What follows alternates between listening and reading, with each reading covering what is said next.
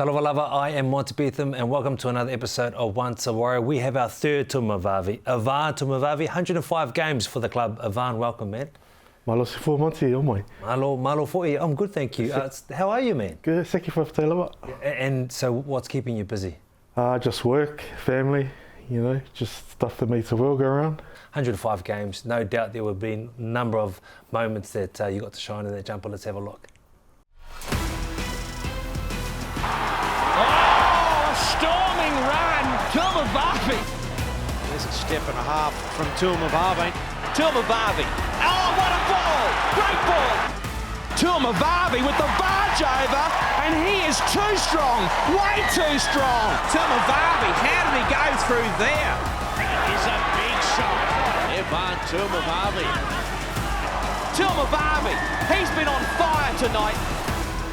Here's Finn with the kick and the great bounce for Tuimavave. Tuimavave, and he has got there. Oh, straight up the guts. Evarn Tuimavave. Boss, when you see those moments back, man, how does it make you feel? You know, it gives you a little bit of a tingle. It's like it was yesterday, to be honest, you know, and you know, a lot of good memories there. And yeah, miss the club a lot. You know, just happy to carry on the family name, and for my grandparents, just to make them happy, and they got, you know, my grandma got to watch me. So your memories of the Warriors would have been earlier than most because the chief, Tony Tuimavave, was an OG. He was part of the original side that went out that night. Where were you when that moment happened on March the 10th, 1995? Yeah, I remember I was still at primary school, and I used to ring them up a lot and pester them to come in, and you know, for parent, you know, uncle days and all that sort of stuff. So yeah, no, it was cool. It was cool to see him there. Uncle was one of those tough, you know, stocky players, and everyone was scared of him.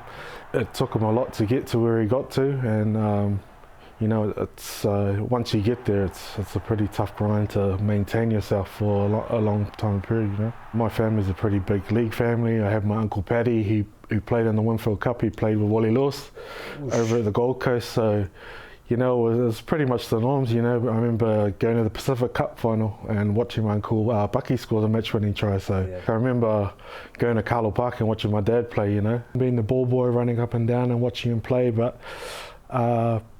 Just, you know, his friends and all that used to come up to me and say, "Oh, how's your dad?" And they'll be like, "Oh, you know, he was the best out. Yeah, he was the best out of all the brothers." So yeah, I remember one of his mates saying that he was a good defender and he used to smack people, and he'd smack them and then he'd pull them up and, "Hey, you all right, mate?"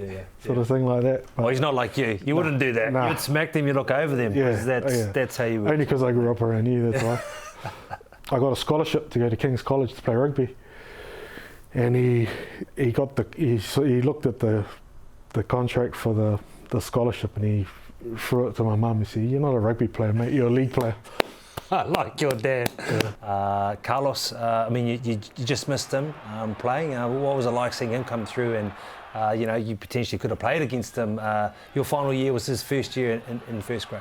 Yeah, so he was under 20s when I think I was in Newcastle. So yeah, I was enjoying watching him play. He was captain as well, so you know, he's not much of a talker. Well, you know, when I've been around him, but you know, they must have seen something big in him, and he's gone on to bigger and better things in Hull. So yeah, it's good. What does it mean to have, you know, you guys come through that name alongside the New Zealand Warriors name? Yeah, well, it's who's next, you know what I mean? So there was my uncle, there was me, and then there's Carlos, so we're waiting for the next one to take over. I've got a few cousins that are playing over in Australia. My cousin Adam, he was the under-20s captain here as well, so hopefully they get to come back and play for the club. The first time you got told, you know what, do you want to come down to the club? Do you remember much about that?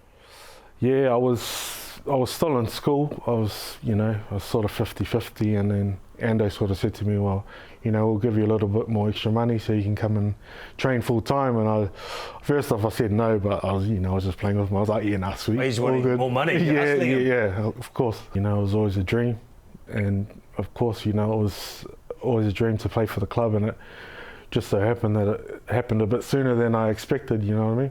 Yeah, just eyes wide open, seeing all like people I grew up watching, like yourself, and man, just starstruck, to be honest. Tukes took me under his wing, Villa as well. They were really good for me. Tukes was probably the thicker before Vika came along, you know, he was a crowd favourite. I remember him playing for Parramatta.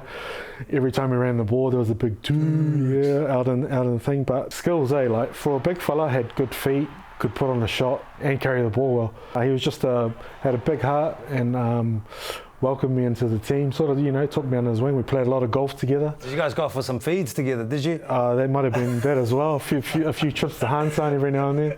Yeah. Villa was pretty much number one prop at the club, and like I said, he opened his arms and welcomed me as well. You know, we played a lot of table tennis, a lot of tennis together.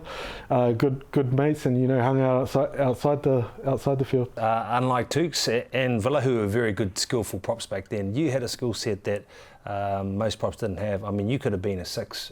You probably thought you were a six sometimes, the way you'd play. I remember you playing in some of the schoolboy footy and that. You could goal kick. There was nothing you couldn't really do, man. I guess I was a man child. Like I think I was about 6 foot when I was 14.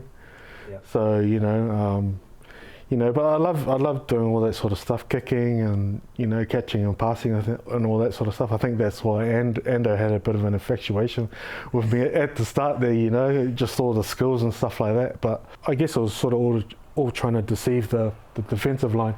And you know, a bit of ball playing, a bit of offload. Well, everyone, feet. That was another big one. Just bringing something different into the team that no one else had. You know, once I got older and the coaches were saying, "Nah, you know, you're not a halfback. You're not a 5'8". You're a prop." I'm like, "Oh, okay, well, you know." But at the end of the day, try to still kind of bring that sort of stuff into it as well. You mentioned being taken under the wing by Villa, by Tukes, but for you, what are the biggest adjustments, man? Like being so young and being a part-timer to you're full-time, go for it. Just being a professional, you know what I mean? You look at Simon, like ultimate professional. You know, he might not have got there straight away, but towards the end he was the ultimate professional. And I think for myself, I was being a professional footballer, you know, coming to training every day, even though you don't feel like training, giving you 100% and making yourself better. And that's, I remember you saying to me, I had one really good game, and you said, doesn't matter what you did this week, you better back it up next week. And that always stuck in my head, and being consistent. You know, I thought I was probably better than I was. It didn't take me till probably 05, 06 and learning that mentality of training hard and being in fit shape and looking after your body every week. And you know, if you could turn back time, you know, I'd be a way different football player at the start of my career, playing against guys that have done it for 10, 12, 13, 14 years. You know, that was a big adjustment for me, and it was more about becoming a seasoned footballer. And you know, I got there eventually, but it took a bit of time. Okay, man, your relationship with Fix, because I remember at training quite often you guys would be laughing and be side by side. Yeah, well, Fix was a couple of years older than me, and I sort of came into the development team, probably around the same time as Fix, and they might have had a few injuries, and Fix got the call up, and he sort of told us, "Oh, yeah, I'm making my debut this week." So I was like, "I'm definitely going to that." So I went with a couple of mates, and yeah, just his first carry off the kickoff, bro, yeah, the whole crowd was on their feet, and I was just like, holy crap, man, this is what I want to do when I get older. This is how strong he runs. He ruptured his spleen against the Newcastle Knights. Yeah. Now, when you rupture your spleen, that normally happens in car accidents. Yeah, I remember playing that game, and he didn't come to recovery the next morning. We were like, "Where's Fix?" And then Ando was like, "Oh, he's in hospital. He ruptured his spleen." He played the whole game with it, and we're just like, "What the hell?" Like, he's different, man. First time he came back to training, and he was scared. Yeah. That's what happens when you rupture your spleen. And he goes, I remember him saying, "I should have ruptured my spleen every week." 2002, 18 years of age, you get a chance to debut. I mean, you probably didn't think it was going to happen with the run into the finals and how well the team was playing and the country getting behind us. How did it happen, man? What was the moment like, and how were you giving your boarding pass to play? I just remember Kempy was a bit crankier at me than normal. Yeah. So I was thinking, what's this guy's problem? And then I think it was Wednesday, Ando came up to me, he said, "I'll come into the office." I said, "Well, what's up?" And he's like, "Oh, you're going to play this week?" I was like, "Bull crap." Don't lie. Yeah. I was just like, holy, you know, I didn't know what to say. I was just like, "Nah, I'm sure he's having me on. Yeah. You know, he's just going to take me over as 18th man or something." But yeah, ended up making my debut that weekend against the Northern Eagles. What I remember about that game was it was during the night. The fire alarm went off in the hotel, like the night before the game. So everyone had to get out of this was like 3 a.m. So someone's obviously pulled the alarm. They knew we were staying there. Yeah. And we were out in the foyer in the undies. So that was, you reckon, there's someone from the Northern Eagles? Perhaps? I don't know, one of the fans or something like that, you know what I mean? But yeah, I just remember looking up and seeing Hopper at dummy half. I was like, man, I'm going to have to tackle this dude. Yeah. But yeah, Steve Menzies was playing as well. Yeah, it was incredible. I was gassed. I think I lasted about 10 minutes and I was off. I put my hand up, I just went, I'm out, and then they took me off the back. So yeah, no, it was just super fast.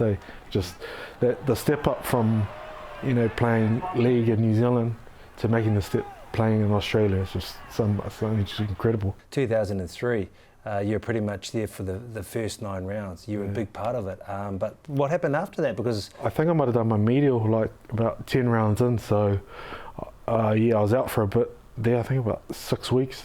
Yeah. And got in. This is where Ando sort of fell out in love with me. I got a bit out of shape. I didn't train that hard, you know what I mean. I thought, no, I've got this. But I remember I came back. One game I was out of shape. He brought me straight back out. I didn't even think I played reserve grade. Yeah. I actually, when you talk about being out of shape and that, I remember one of the first trips we went away overseas, and I was the captain at the time, and he blew me up because I think that you were loving the smoothies and the buffet, and you weren't alone. There was a lot of boys there in the hotel, like having fun, and I think even up to 3 to 5 kilos you guys were putting on in 1 weekend away. Talk to me about that, man. Yeah, well, we used to get weighed in before the games and stuff like that. So like when we got to Australia and then before the games, and you go over to Australia, you think you're on holiday and stuff like that, and you're just like, sweet buffet, free food everywhere, just going hard. And then you get on the scales before the game and you look at the weight, you look at gear, and he just like shakes his head. You're like, and then I get in trouble. You better carve it today. We all remember our first try. Now, your first try is probably a little bit more special than most because it's one of the iconic tries, and years on, we still see it in the footage popping up. Talk me through what happened, where you were, what you were thinking. I remember the day before for lunch, we had Red Rooster for lunch. And it was my first time having Red Rooster, so I was going hundies on it. And I remember they put it back in the team room where the table tennis table was. Me, Villa, I think it might have been Torpy and that were playing, and they had the Red Rooster in the fridge. So I was playing table tennis, having a little pickings with the Red Rooster. Anyway, fast forward to the game. Got to the game. I usually wear a XXL jersey, and they couldn't find it, and they only had I think it might have been a large or an XL. So I had to wear like a jersey that was too small for me. I couldn't breathe that whole game. Anyway, I think Torpy might have got a charge down or intercept or something, and then I was running. I was like, he's going to score another one. And then he gave it to Stace, or it might have been Torps, and then to Sionga, and I was like, and then it just fell in my arms. I was like, holy crap, it was like a dream. I remember talking to you after the game. You go, all good? I was like, wow, this is a dream, man. You go, keep your feet on the ground, bro. You'll be all good. And then it was this too. Talk to me about that. You did that a few times. There was a big K on your wrist. Yeah, it was just for my partner, Catherine. Yeah, so she wasn't too happy about it at first, but I think it grew on her. And you kicked the goal. Why did you kick the goal? Ando was telling one of the trainers for me to kick it, and I was like, "No, I'm not kicking it." Stuff that. Yeah. And then Motu was like, "Yeah, I'll kick it." And then they ended up coming down and saying, "No, you kick it." So I was like, "Okay." Now the question for me is, why didn't you kick any more goals? You kicked one from one goal, and like the way you could kick from the sideline everywhere else, part of the skill set they said you had. Why weren't you kicking more? Did you have that conversation with Ando? Because you could kick goals, man. Yeah, I guess he sort of said me. I said he didn't want to put too much pressure on me, being a young kid. But that's funny because when Ackers came back into the team, he had me kicking out there every day. Just as a backup, as the last thing, as the last option if Woody went down or anyone like that. So yeah, I could have done it, but my main job was to go forward. And in the trials, I used to kick goals, and I always used to tell the hooker to go back to the angle. I'm not running all the way back, so they might have had a bit to do with it. Was that you didn't want to do the hit up coming back off the kick? Yeah, exactly. I'm not doing the kick and then running all the way back to the end goal. 2006 to 8 were your huge years. It was 73 games, for the club, back to back to back. When you look back to then, was this because it was the the guy that didn't go away and try to eat everything, or was this maturity? Because man, you're young, you were there, you're doing it. But why are those 3 years being your best years? Because you were good. Yeah, well, Ivan and John Ackland sort of sat me down before the 06 season. I think I was off contract that year too, so that might have had something to do with it. But yeah, they sort of sat me down at the start of the season and said there's a spot on the bench for you. We're going to give you a crack, and it's up to you if you want to keep it. So that. But even the year before 05, we were training pretty hard and sort of got that mindset and. Just really wanted it, didn't want to flunk out, and just been one of those players that could have been or should have been, you know what I mean? Ackers was a huge part of my success for that 06 to 09 sort of stretch, and obviously Ivan as well, probably one of the best coaches I've ever had. Those two together had, they had that Aussie mentality, but then also Ackers knew how to connect with all the New Zealand players, which was really good, and I played my best underneath him. Ivan, you would have seen his journey as well, because from being a guy that's been in and around you as a player, and then became your coach for his first year, and then getting on to do wonderful things. You saw his growth. What did you like about Ivan? Yeah, well, he actually played in my debut game, so he. I remember Tukes in the changing room sort of saying, just don't worry, it's just another game, you'll be sweet. And I remember Ivan giving me this look, and he sort of and I was like, oh, okay. Well, what do you think that look was for? He gave it to me heaps of times. Yeah. Otherwise he was Ika at me, or he wasn't too sure, and I think it was one of those wasn't too sure faces back on my debut game. And was that the look as a player? But what about when he went from player to the coach? Did he still give you that look? Or? Yeah, same look, but it was a bit more... intense? Yeah, a bit more intense, yeah. No, he was an awesome coach, and he had the respect of the playing group, because he's been there, he's done that, and he's been in the Warriors jersey, So I think that's why we all sort of had a lot of respect for him, and we went a long way. But no, we had a really good playing group, and everyone, got together. When they talk about a culture in a club, that was a really good culture, and I think that stemmed down from our trainer, Craig Walker. He had a big deal to do with it, because he kept us tight as a playing group. Yeah.